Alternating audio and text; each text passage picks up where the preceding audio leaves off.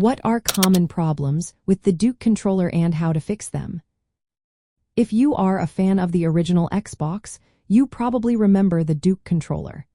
This iconic piece of gaming history is known for its unique design and nostalgic charm.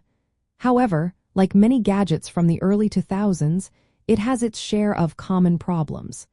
Let's take a closer look at these issues and how to fix them. One of the most frequent problems is control stick drift. This occurs when the analog sticks register movement even when you are not touching them. This happens because the internal components wear out or get dirty over time. Dust or hair can sneak inside and cause inaccurate readings. To fix this, press the control stick until you hear a click. Then, spray a small amount of quick-drying electronic contact cleaner inside.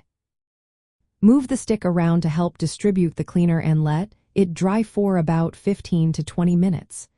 If that does not work, you can open the controller and clean the internal parts with isopropyl alcohol using a cotton swab. If the problem persists, you may need to replace the internal components or even the motherboard. Another common issue is frayed or broken cables. The thick cable of the Duke controller can wear out, especially near the connector. This can lead to connection problems. To fix this, inspect the cable for any visible damage. If you find fraying, you can either replace the cable or repair it by soldering a new one to the printed circuit board. Replacement cables can be hard to find and expensive, so many people choose to repair the existing cable instead. Buttons and membranes can also wear out over time. If buttons feel unresponsive or mushy, it can be frustrating. To fix this, clean the buttons and the rubber membranes underneath with isopropyl alcohol and a soft brush. If cleaning does not help, you might need to replace the membrane pads to restore button responsiveness. Lastly, issues with the circuit board can cause erratic behavior.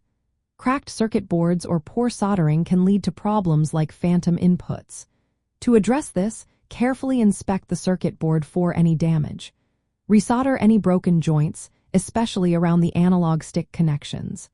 If the damage is severe, you may need to replace the entire motherboard. These common problems are part of what makes the Duke controller a memorable piece of gaming history. Many gamers fondly remember the quirks of the Duke, and fixing these issues can be a fun project. Whether you are cleaning, soldering, or replacing parts, these repairs reflected the hands-on tech culture of the 2000s gaming era. So, if you have a Duke controller that needs some love, now you know how to tackle those common problems.